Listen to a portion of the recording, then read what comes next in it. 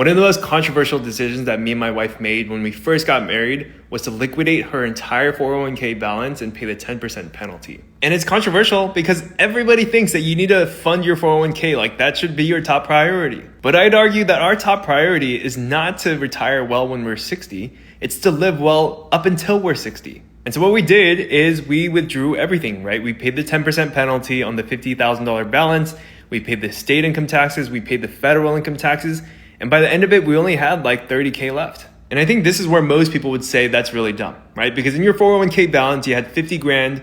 Let's say you were earning a 10% return on 50 grand. That's 5K a year. But now because you paid all the taxes and the penalty, you only have 30 grand. Now, assuming that you get a 10% return on the 30 grand, that's only 3K a year. But from my perspective, all I have to say is that a dollar today is probably worth $10 when I'm 60 years old. And so what we did with that 30 grand is we took it, we tacked on an extra 20K to that, and we bought a property for $475,000 and we put 10% down.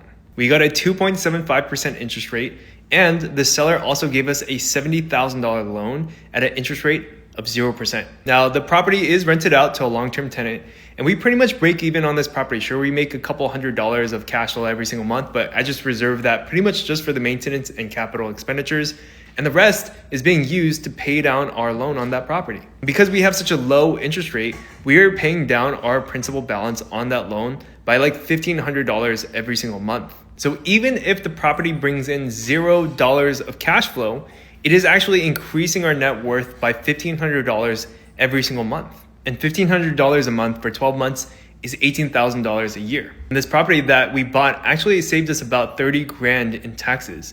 So the way I see it is that we were really in the deal for about 20 grand, and we're growing our net worth by $18,000 every single year that we own this property, assuming that the property doesn't appreciate at all. So that's why we traded my wife's 401k balance to own this rental property. So if you want to learn more about real estate investing, then I'll see you tomorrow.